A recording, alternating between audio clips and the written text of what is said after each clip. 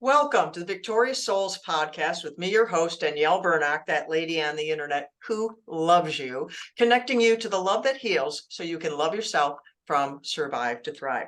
Today, I have with me a gentleman named Josh Marcengill. Did I say that right? You did. Thank you, Oh, Danielle. awesome. He is an author and the founder of Abundant Encounters Ministry, who is intimately acquainted with the issue of suicide.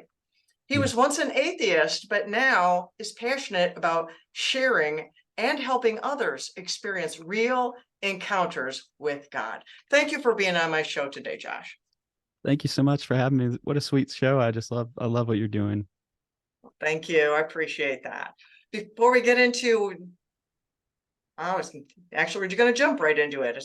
But before we get into your experience, your personal experience with suicide, you Yeah. knew about suicide earlier in your life. Tell us about your childhood.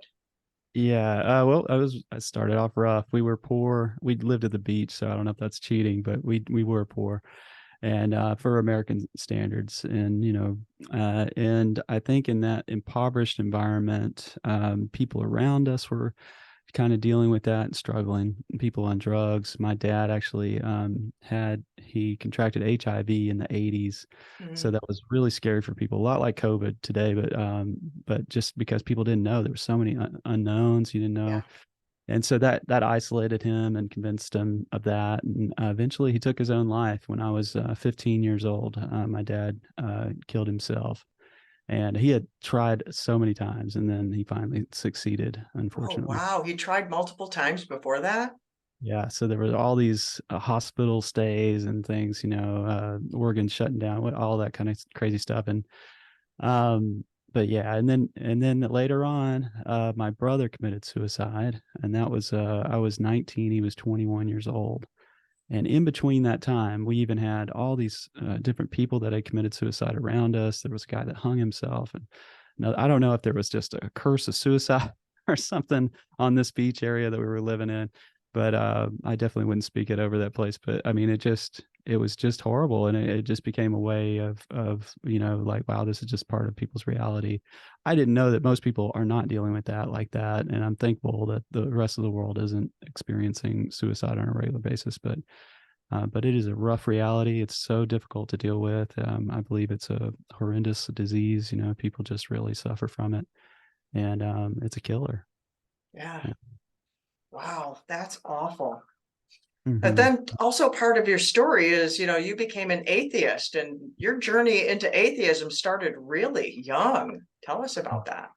Yeah, my mom was a practicing Protestant Christian, and she went to church, all the time.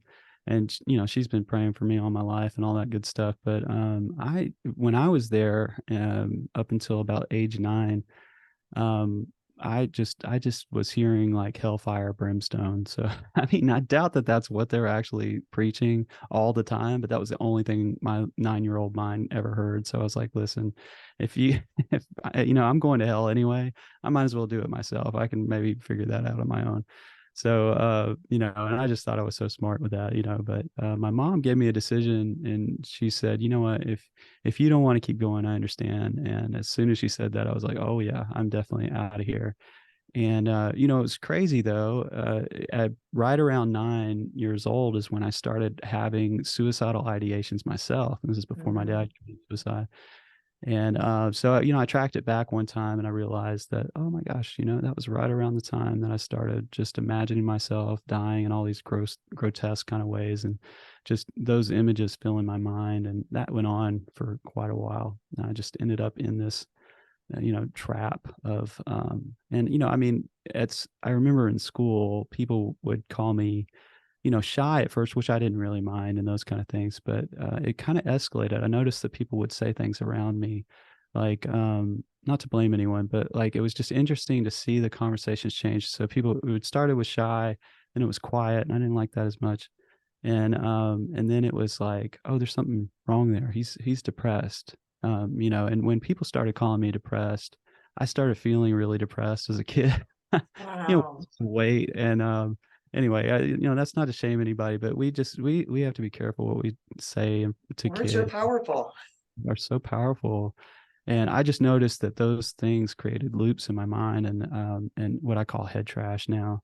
And so I just constantly fantasized about being dead. I thought about what it would be like for people. No one would care, of course, in those kind of internal conversations. And all this is just nonsense. The devil's a liar.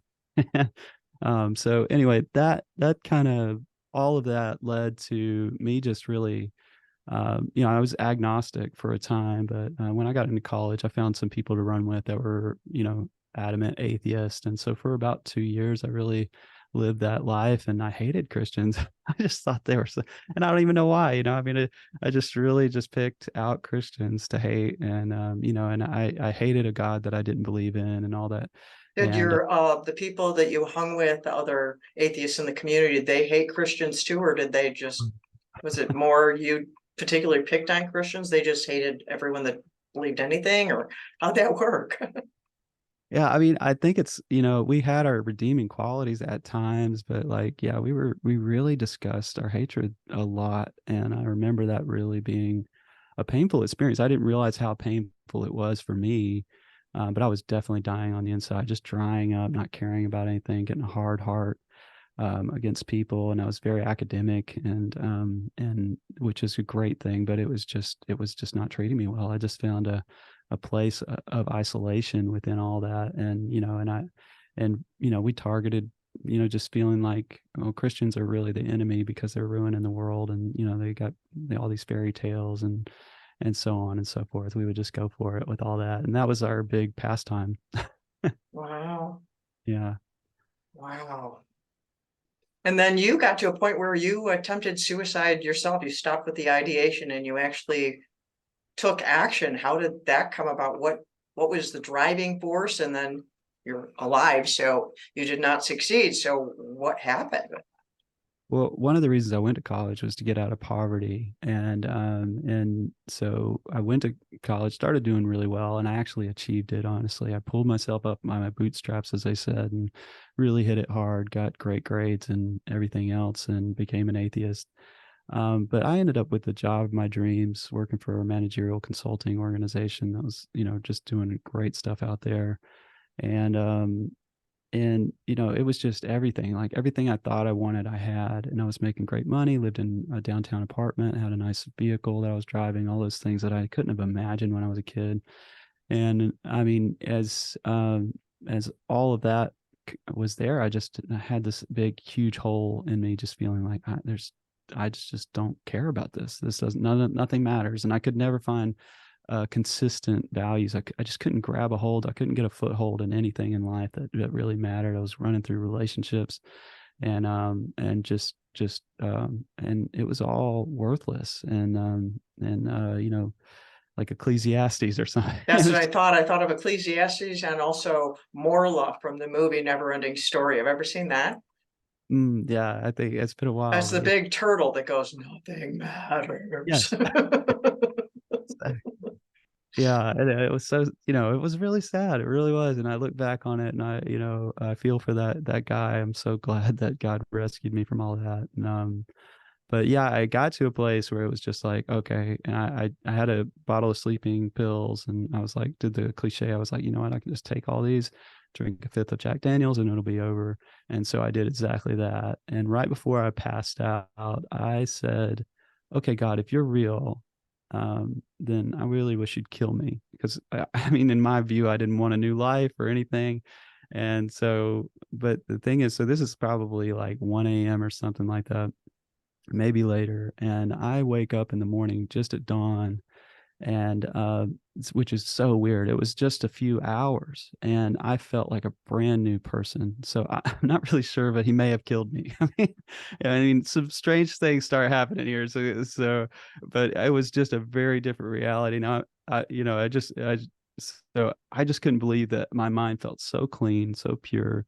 Like there was peace in my mind, and I was really suffering from anxiety and the depression, all that kind of stuff, and having a high profile job where people were seeing me all the time. All those things were so much pressure was happening. I mean, I would go into the bathroom stalls and have panic attacks during the day and stuff like that. Like so for me to have a mind filled with peace was a radical contrast from the reality that I was dealing with before. So it was Yeah. just night and day. And I mean, what a radical miracle. I mean, you know a little bit about the brain. Like it's like there's some plasticity, I get it, but like this is like all the superhighways of information flow like getting ripped out and like a whole brand new system getting put in. So Wow. I mean, for me, it's like, wow, God, what a radical miracle. It's like a limb growing back. Now I can appreciate these things today, but of course, at that time, I had no box for this kind of stuff. I knew Yeah. very What little. did you think to yourself if you didn't have the thoughts that you're expressing now? How did you express yourself when you woke up and you're like, hey, I'm not dead? What the heck? Well, I'm so used to the fear dialogue, and that's like all the words I have. So I'm like concerned. I'm like, okay, this is the onset of schizophrenia. And there was a real great cause for that because I started having what Christians call open visions. So I felt so good. I went for a run. And so I go jogging and I start having an open vision. And That open same vision, day? yeah, That yeah, same same day. day, feeling like a Well, when you brand. first woke up, what did Mhm. you say? Do you remember what you said when you first woke up? Or did you I just feel when you woke up? I think you hit it there. It was more like a feeling, and I didn't know what was going on with me. I was Woke up so and went, confused. whoa, Yeah, like that. yeah. Well, feeling like cleaned, like something happened, like all the dirt in me Yeah. was gone. And and you know, it wasn't that simple, and you know, it played out over time, and there was a lot of things that God had to do with me. Like I didn't even know who he was, you know, really, and I had sworn him off, so I didn't have like that paradigm or whatever. I didn't have that Hmm. Christian understanding, like what's next, what do I do with the Lord. Okay, now, you know, and I did end up finding out that he was real. I mean, in this open vision, I see Jesus, and in my with my eyes. One of my friends explained it like you can you know, if you're riding down the road looking at a windshield, you can choose to look at the road or the windshield. You can kind of, and that's exactly what I was experiencing. And so it was like I could see the open vision, and I could see you know, beyond it. So I mean, that's why it seemed like schizophrenia to me. Mm. But um but what I realized was when I was looking at Jesus, he was so real, and there was kindness in his eyes. And he spoke to me. He said Josh instead of Joshua, which was just a little bit of familiarity that was just like, wow, he really knows me. So everything I've heard about you, Jesus, is absolutely incorrect. I mean, and you know, maybe I wasn't listening because I get that people understand that Jesus is more than just religion and stuff, but this was a real Jesus looking at, Hmm. and here I am, an atheist. Like he's like, I'm here in your face. Like you have to deal with this information right now. You know? Sort of like Paul on the road to Damascus. Yeah. So grateful that the veil was torn. I mean, like God comes out running after his kids sometimes, and that is the theme of my life. And he continues to rescue me. But right then in that moment, he totally rescued me. He just rescued me from so much pain, honestly, and so much and I know that's not everyone's story, but it is my story. And God so effectively healed me in that moment from so many things. And there's still so much. There's a healing journey that continues to happen to this day.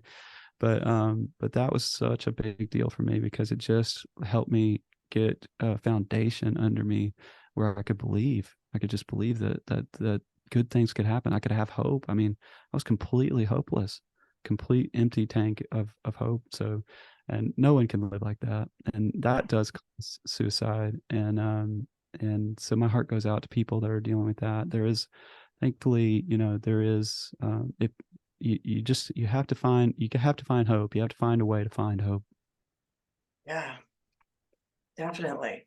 So after you went on this run and you had this open vision, what did you do next? I mean, you were 27 then, you're 43 now. There's a big wide gap in there. So like that very day, did you start going to church? You get a Bible? And did you go to the doctor? What did you do? I didn't go to the doctor. I was like, you know, I Well, you mean, said maybe it was schizophrenia. That's why I mentioned that. oh So no, no, yeah. I mean, that may have made sense, but I was like, no, I just have to get back to my life, which wasn't working anymore. I don't know what it was, but I just couldn't do things the way I had done them. And but I was just trying to do that kind of American hustle thing. Like, okay, this is super weird, but I just have to kind of get on with my life, you know? And, but thankfully the Lord had this whole idea like planned out. And there's a guy that I had worked with like 2 years earlier. He ends up calling me and he wants to start a business, and and I remembered that he was a man of the cloth is what I remembered.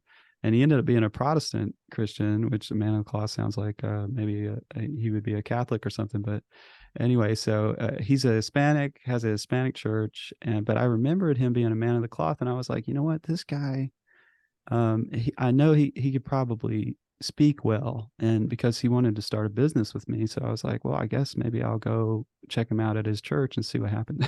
Yeah. So I showed up at his church like it was a business meeting. I literally had a briefcase, and not just not really having a paradigm for like how churches Yeah. work, the worship. I didn't know any of that. So I show up and they're playing music, and I used to be a musician. I was like a heavy metal musician when I was 15, working out all my teenage angst and all that kind of stuff with long hair and everything. And so I'm watching these guys play three chords, and I was so disapproving. I just didn't understand what was going on. I was like, man, I walked up to the front row, and the pastor's family was there. I didn't know them, of course. So I asked them, because I'm thinking like a business meeting, I need to be up front, be ready for whatever he throws at me. So I asked them to scoot over, like, can I sit here? I just didn't understand the protocol, or anything about church culture or religion or anything. So it was really funny. And looking back, at the moment, and then I was just kind of suffered through worship and music. Like, oh my gosh, this is not good. And then he got up there and he preached about relationship with Jesus. I was like, wow, this guy knows what happened to me. And I mean, I was like a mess at that point. Emotion started to come completely to the surface. And I mean, it just overwhelmed me so much. And at the end, he's a really funny guy, and I love him so much. And I remember he comes down off of the stage, and I went over to grab him because I don't know what people are doing, but I'm just doing my thing. So I run over and I grab him by the shoulders, and I shake him. And I say, I have to have one of these relationships with Jesus. I have to have it. I don't, just crying my eyes out, and he's laughing the whole time. I'm like, because he knew what God was up to the whole time. Like, so I'm just kind of along for the ride basically, and God is really, really changing my life. And I mean, that wasn't it. Like, there's just so many things that he's done. I met Father God in a very tangible, very real way, encountered him, and encounters just began to really become a mainstay in my life. And so that's kind of just became my ministry. I started to realize that encounters are real. Everyone can have them because God is not a respecter of persons. And so anybody that wants one can have an encounter. And so the way I define encounters is just any moment that that God is real. So you probably had some in your past, and like, we've got a history with God. And I know that I realized that I had moments, like even when I was an atheist, like when God stood up for me, there was like car accidents that were narrowly missed, and just situations like that where it was like, oh wow, he's been kind of orchestrating this thing in some ways my whole life. And wow, thank God for God. Amen. So did you stay at the church for a while? Where were you living at this time? You said you lived in downtown. Where were you living at the time? That was San Diego, California. Yeah, I stayed there for a few years, lost a business, and a bunch of crazy stuff happened there, and ended up moving back into my mom's basement in like Georgia. Where's Georgia? Uh, and that was a real hard time in my life, but I ended up meeting my wife, and those things. So again, the Lord's he had all these amazing plans and things, and he was lighting my steps, kind of like the Bible talks about. And but I just never knew what was happening. But it's all been so ridiculously good, and I mean, and really hard sometimes too. I definitely don't want to make it sound like it's a fairy tale, Yeah. but Don't leave out the hard parts, because people can get the wrong idea, and then they say, Jesus help me, and fairy right. dust didn't fly around, and they get disillusioned. Yeah, And I realized, I learned that in my faith is important. So it's not like my parents' faith, my pastor's, my priest's faith. It's my faith. And like with that's the foundation that God had given me. And so I believe that everybody needs something like that. So I mean, like, maybe it's perceived and it's a subjective reality for me, but I don't care, because it really is something that I can build on. And if it's not something that I can build on, then it'll fall away and it'll get out of my way when it does. It's just that ability to kind of move on into what the reality of whatever God is bringing into our life. Like, if God is real, then he is real. And that's the best part about it. And so leaning into that can be terrifying for Christians sometimes, but it's also really important, because you cannot survive on your pastor's faith. I mean, go to church. You need a church family, all that kind of stuff. Absolutely.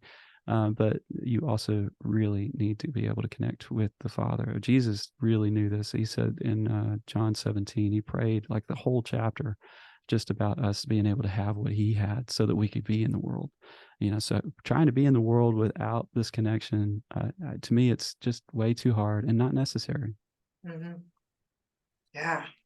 It says that Paul wrote in one of the Timothys to Timothy about, I know whom I have believed. It's not that we believe about God, we believe him.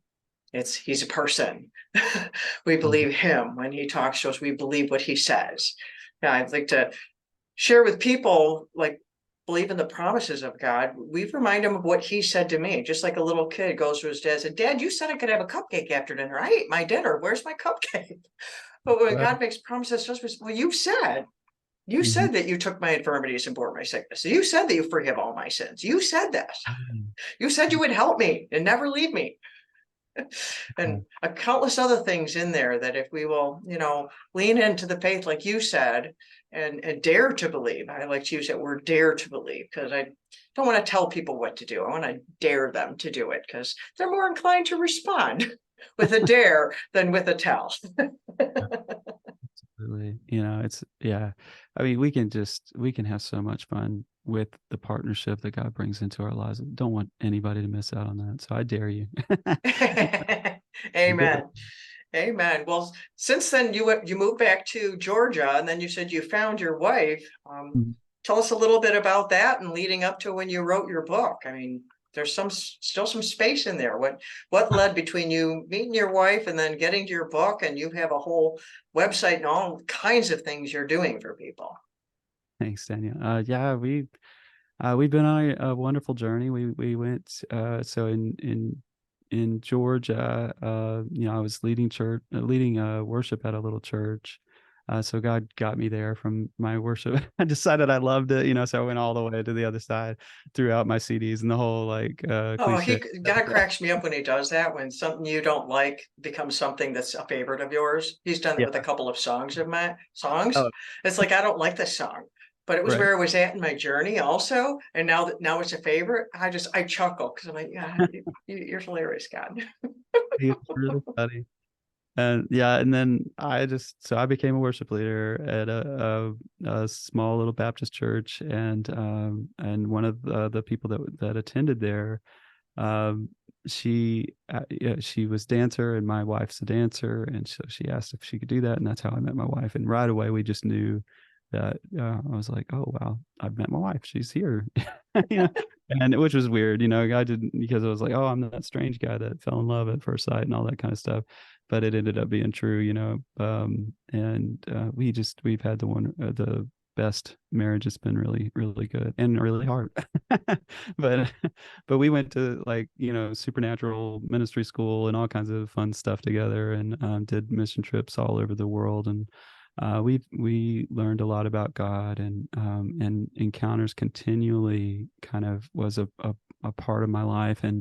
And so I'm at a meeting and in Alabama one time on one of these mission trips, a domestic mission trip, and I realized we're doing prophecy, which we learned in supernatural ministry school, and which is just really a fantastic way of saying, like the ministry that you go out and you do the stuff and you try the stuff and you pray for the sick and and you prophesy and you try the things and you get them wrong and you fail but then you pick yourself back up and learn from what you can and all that kind of stuff. And being in an environment like that, I highly recommend to everybody.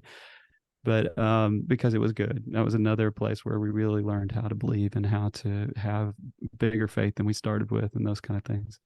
But yeah, in all that, so I'm at a meeting and I'm prophesying, and at the very end, which was terrifying for me, I'm an introvert. But I'm doing it, just to be one of the, in there, like I'm, trying and failing and everything. But at the end of it, the Lord said to me, Josh, you can give this away. And that was a huge moment for me. And but it was at the very end of the meeting. And so I couldn't say it to everyone. I was like, oh my gosh, I got to give, I just kind of knew what he was talking about, because I was like, oh, he's talking about encounters. He's telling me he wants me to share with people that they can experience him personally. And so, I almost ran up to the mic, but the guy was closing the meeting, and I was like, man, what do I do now? But I started to ruminate on it.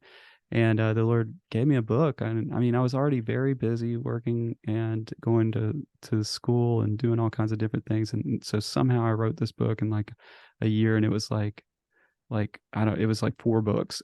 And so I got a great editor, and she told me I write like an introvert, which was actually really helpful.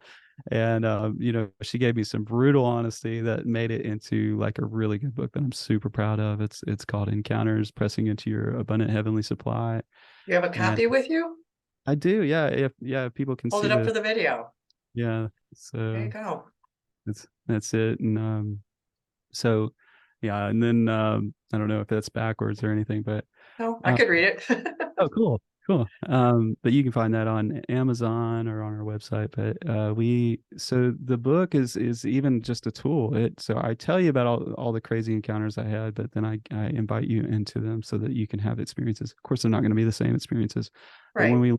when we learn to talk to God, we open ourselves up. And even when we learn not to despise small beginnings, sometimes they come into these massive realities for us, and then we're just walking into a lifestyle of living in this connection to God, just the way he designed it. And that is so satisfying. You end up being the person with the most peace in the room, sometimes, and things like that. You're just, there's so many benefits to being able to walk with God. You bring and leak heaven everywhere you go. And it's just been, That piece is precious that you're talking about. I just finished reading a book today from another guest I had on my show. And he's talked about how grace is our greatest need, but peace is our greatest want. That's good. And he talks about, all the, the Miss Americas and politicians, they all talk about world peace, but, they can't deliver it. Only Jesus can give us peace. That's right. And he does. So that's the good thing. It's like when we ask for it, when we look for it, this is one place where we actually find it. We might look for it in all kinds of different ways, but this really is the place. Like, money always was such a loud voice in my life, for example, and learning that it was just one voice at the table was so helpful for me. And it's like, okay, like what I've done is I've allowed this voice to be so high and so prominent. It's got at the head of the table. And then, so I want to hear what God is saying. So when I started to practice hearing and practice that kind of stuff, and the Bible's full of practice, it says practice. You do not have to get this stuff right. Do not let, you can't let perfection be the enemy of good. Like, you really have to allow yourself to make some mistakes. God's not so angry and so, on the tip of his, it's just none of that is really true about him. God has wrath and all that kind of stuff, but he's not just waiting for you to mess up so he can kick you and say, hey, you did it. Why'd you even try? He's looking for us to be like crazy enough or whatever it is to say, you know what, I'm going to give this a shot. Like, what do I have to lose? Like, why not? Almost a why not faith a little bit. But when we do that, we really begin to grow. And I mean, there's the acorn seed. We've seen that, there's a tree inside of there. I mean, like, Yeah. way things happen. So when we just start to cultivate that, it's just stewardship, really. It's like, and in order to steward things, we have to value them. So it's making that decision that, you know what, money's not going to be the loudest voice in my at the table, or it's shame or guilt or whatever it is. Like, this voice is way too loud. God, what are you saying? Increase the volume, like, and learn to hear and think. I think I heard God say this, and go for it. Go for it. Try it. Because learning to do that kind of stuff and learning to let His voice get louder is really helpful, because these voices they start to get softer, and they stop having so much control over our decision making and over our future and over our past.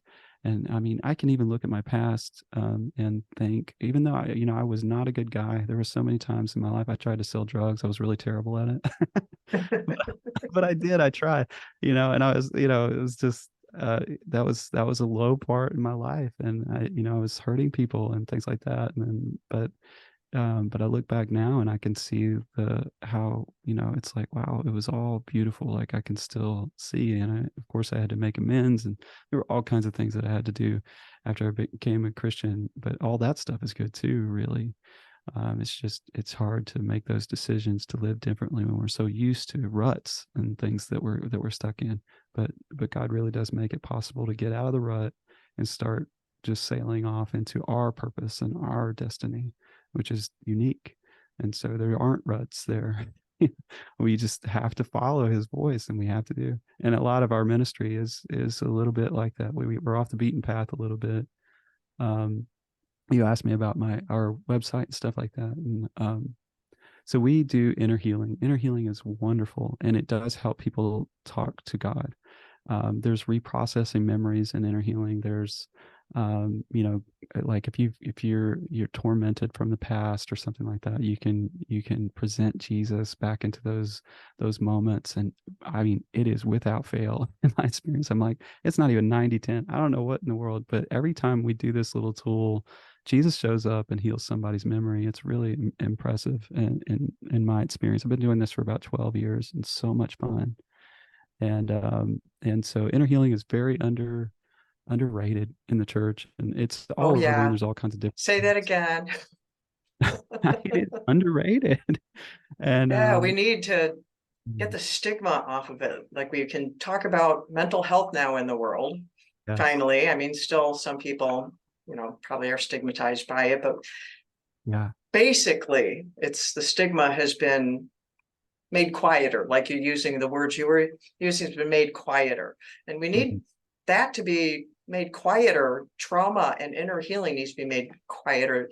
The mm, stigma against it in the church, because you can't yeah, just say, in Jesus' name, and the person's healed. There's stuff has to take place. There's things that have to be processed.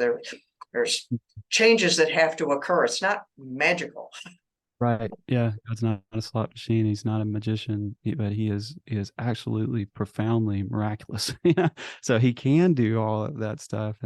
And the Bible talks about when it says the word saved, healed, or delivered, usually it's the word, as in the New Testament, it's the Greek word sozo, and that word is so powerful. So it's all three anytime you see it. And so there's the story of the lepers, like the 9 lepers. One of them comes back. That guy got sozoed, and there's about I think it's like over 100 times that this word sozo is used. And sozo is a really powerful ministry and great tools. And so it ended up being a ministry for inner healing, because it's about there's the guy, one of the guys that got healed in the Bible. He jumped, he leaped, and he blessed God, without getting into the story too much. But those are 3 things. So he jumped, he had a physical healing. He leaped, he had an emotional healing, and he blessed God, he had a spiritual healing. So he had all 3 of them. So he got sozoed. And so that's what inner healing, in my opinion, is looking to do. And connection with God is how that is achieved. So it's a facilitation ministry. We have tools that we pull on, and if God doesn't show up, then we're all in trouble. But thankfully, He always does.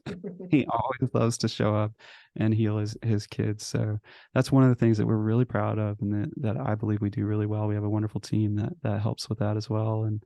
And so you can get it online, which is really helpful for pastors or people that are leaders, or, it's hard to do some of these things in our own church sometimes. And if you do have an inner healing ministry in your church, use those guys, because they're going to be awesome. And I don't want to pull those away, but, if you just need that privacy, or that, you just need that confidentiality that's like super confident, just because you really got to open up about something, then online tools are really helpful for that. So it's a Yeah. very perfect, and we take confidentiality super seriously. So that's what we're trying to provide, is just a place where people in the church can go. And these sessions they're usually about an hour and a half. And I mean, they are so life transforming. Sometimes people just walk away with, and most people say this very thing, almost every single person really, they say, I feel lighter. I don't know why. I can't explain it. I just feel clean. I feel lighter. And I remember that feeling. I remember that feeling from that morning when I woke up, and so many other things. It's like the Lord showed me inner healing on a personal level, like he does that, of course, for others. But and so when I saw these tools and saw them work, I was like, oh wow, this is the way that I give this away. This is how this works. I can actually give this away through inner healing. So Wow. that's what we're super about. We just would love to do that for anyone that's interested. And there is right now there's a 10% off on our website and those kind of things. So go on there and get an inner healing session. It could change your life, and it could help so much. Okay. Is there anything you want the listeners to know before we tie this up? Yes. I love this question, but it's like, like, God, break open our boxes is a song, but it's just like he's better than we think. He's so much better than we think. And so if all of your thinking has gotten you to a place that you don't like, then allow God to begin to establish some new thinking in you, because life is really precious, and there's so much goodness all around us, and you just don't want to miss out on that. And I get that the news is noisy, and there's a lot of loud voices out there, but he can be louder in your life. Amen. You said that changing your thinking, that's really what repentance means. This is a change of how we think.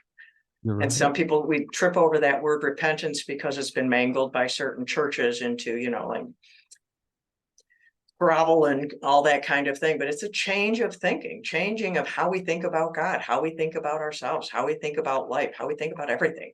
So that's the renewing of our mind, the changing of our mind. So yes, thank you for using that term. I love that term. So your website, are you on any socials? Also, how can people connect with you? What's the address of your website? I'll have it in the show notes, but for those who are listening, so you could direct them to how to connect with you specifically. Yeah, it's just another statement of faith. It's abundant encounters. God is not short on encounters, my friends. So anyway, so abundantencounters.com is the best place to find us. You can find us on most social media with Abundant Encounters, as kind of the hashtag or whatever. And we're on Facebook and Instagram and YouTube, and we do a podcast that's just like, it's Christian meditation, and we use a lot of inner healing tools on there as well. So they just walk people through very calming exercises. We use beautiful music and that kind of stuff, and it's just real peaceful and great, and it helps build mindfulness and those kind of things. So that's also Abundant Encounters. So go Google us, and you'll find all our stuff. And we got so many things. Can I show you real quick? I got a big stack up here. So this is like, we have all these journals and all these things that you can go find. This is my book, and we saw that, but like some of these are really helpful for like, Testify is a way that you can learn to tell your testimony, and testimonies are really powerful. That's how God moves the kingdom, and that's how he moves it through us. When we're able to tell our story, it's just awesome for our church. Telling our stories is powerful. Mm-hmm. People connect to stories. That's right. Say that, because I mean, that's what we need. We need to hear your story, all of us, because that is the transform. When we hear what God has done in your life, then it allows us to believe for what he can do in ours. And that's the way heaven's economy works. It just kind of pours through us. So when we're willing to share those kind of things, then it can make us all rich. So I encourage you to do that. And all these are mostly journals and things like that. But go grab them on our website. You can find all that, abundantencounters.com. All righty. Well, thank you, Josh, for being with me today. This was so wonderful and insightful and encouraging and hope-filled. Thank you. Thank you, Danielle. This is really fun. Appreciate And it. my listeners, thank you for being with us today. Head over to abundantencounters.com and grab a copy of Josh's book. And that podcast sounds interesting to you. Go and listen to that too and get some peace inside you. So until next time, mwah, I love you. Yeah.